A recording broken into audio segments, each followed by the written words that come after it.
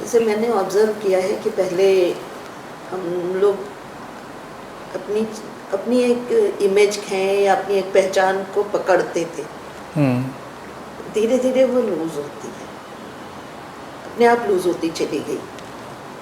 अभी उस पकड़ की व्यर्थता भी दिखने लग गई। पकड़ के भी हमने क्या कर लिया, और जो चीज़ बननी है, जैसा मेरी यात्रा है, जैसी मेरी पहचान होनी है, वो तो अपने आप बन रही है। वो मेरी भी कहने में अब कोई उसमें इंटरेस्ट नहीं है। वो है मेरी तो है, लेकिन वो अपनी लगती भी नहीं है, क्योंकि जो चीज़ पहले लग रही थी अपनी, वो ही अब चली गई।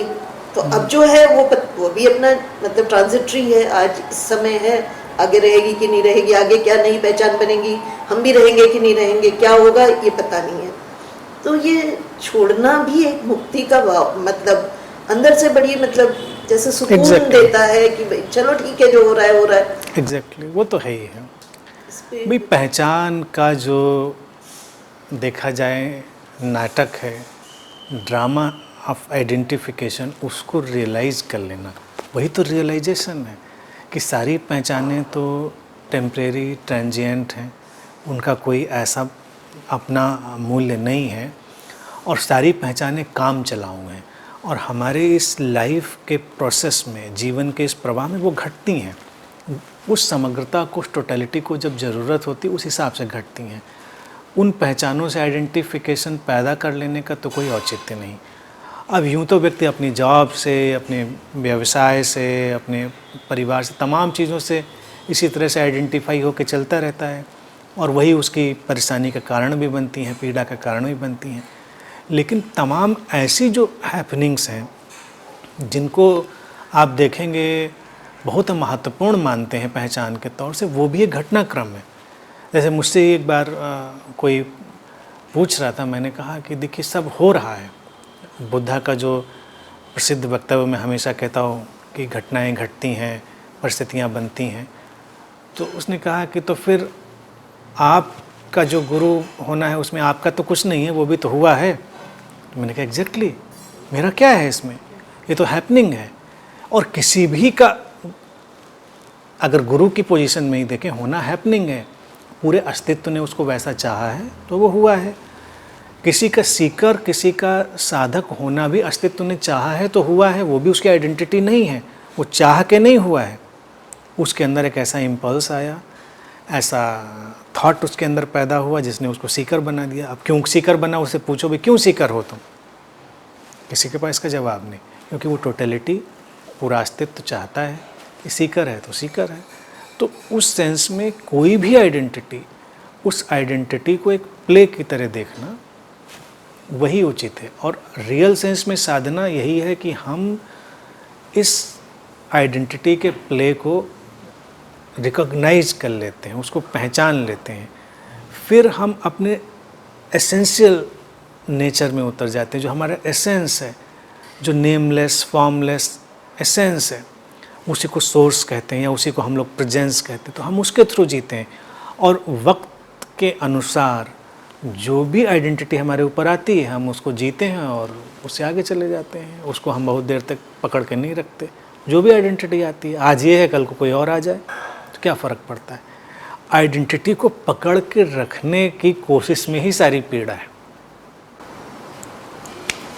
इसी में एक और बात है, जैसे आइडेंटिटी से ही हमारा सम्मान और असम्मान भी रिलेटेड ही है। जैसे पहले कोई कहीं पर असम्मान हो गया तो कहीं ना कहीं पिंच करता था, चाहे उसको मतलब कोई ऊपर से रिएक्ट करे ना करे एक अलग बात है, लेकिन वो अंदर से लगता था कि जैसे ये क्यों हो गया, where was the need for this insult. बिल्कुल। लेकिन फिर धीरे धीरे ये भी समझ में आता है कि इंसल्ट भी तो टेम्परेरी है, उस क्षण की घटना है, टेम्परेरी है, कंडीशन रिफ्लेक्स है।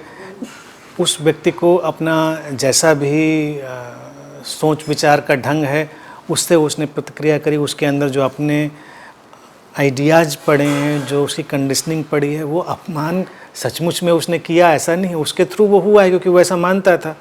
तो वो भी गिर जाता है जो हम देखते हैं, तो वो नहीं रहता मान अपमान जैसे। और सम्मान भी कोई करता है तो सम्मान कोई आपका थोड़ा ही करता है, वो उसके अंदर जिन धारणाओं का, जिन पूर्वाग्रहों का सम्मान है, इसलिए आप सम्मानित हो जाते हैं। अगर मान सम्मान से हम मानसिक रूप से अटकते हैं तो समस्या खड़ी होती है। अब जैसे किसी ने मान लीजिए स्पिरिचुअल सिनेरियो में देखें, कोई व्यक्ति साधक हो गया या कोई व्यक्ति एक गुरु की पोजीशन से हो गया, लोगों ने उसका बड़ा सम्मान शुरू किया, तो उसमें बड़ा एक अजीब सा एक्शन होता है, बड़ा फ़नी सा, क्योंकि लोग सम्मान इसलिए कर रहे हैं क्योंकि वो एक ख़ास ढंग से उसको देखना चाहते हैं और देख रहे हैं इसलिए सम्मान कर रहे हैं। अगर व्यक्ति उतना अवेकन नहीं है, प्रामाणिक नहीं है, तो वो उस सम्मान के ट्रैप में फंस जाता है। वो वैसा होने की कोशिश करता है जैसा सम्मान ने उसको बनाया है, और ये दुष्चक्र बन जाता है। एक व्यक्ति है वो अपने जैसा है, जैसा सम्मान आया तो स्वीकार कर लिया, अपमान आया तो स्वीकार कर लिया, और उसने इसको किसी से व्यक्तिगत नहीं जोड़ा। उसने मानना की धारणाएं हैं और वक्त के साथ बदल जाती हैं। तमाम मुल्कों में देखिए, जब एक ख़ास किस्म की जीवन शैली सम्मानित थी, इतिहास के पन्ने पलट के देखिए, कई बार हम लोगों के सामने ये चीज़ हुई, तो वो लोग सम्मानित थे। फिर वक्त का पहिया बदल गया, वो जीवन शैली सम्मानित नहीं रह गई, तो लोग उस जीवन शैली में जाने से भी कतराने लगे, या उससे वो थोड़ा अपने को इन्फीरियर और अपमानित फील करने लगे। लेकिन एक्चुअली क्या वो सम्मान अपमान का कोई क्राइटेरिया था? मान्यताएं थी लोगों की। भाई आप अपने भारत में ही देखिए, पहले के वक्त में पंडितों का सम्मान था। कोई पंडित है, तिलक लगाए है, चोटी रखे है, खड़ाऊ पहने हैं, धोती पहने हैं, जनेऊ पहने हैं, जा रहा है, सम्मानित था। हालांकि आज भी लोग कोशिश करते हैं कि उसको फिर से इस्टेब्लिश कर लें। भारत में एक प्रवृत्ति है हमेशा पीछे लौटने की, लोग हमेशा पीछे लौटना चाहते हैं, लेकिन आज सम्मान नहीं रह गया। आज आपको इसीलिए उस तरह के लोग नहीं दिखेंगे कि चोटी रखाए, जनेऊ पहने और तिलक लगाए हर जगह घूम रहे हो, क्योंकि अब पढ़े लिखे लोगों का, कल्चर्ड लोगों का, जो अपने चीज़ों को ठीक से करें, उनका सम्मान है। तो क्राइटेरिया सम्मान का बदल गया, चीज़ें बदल गई।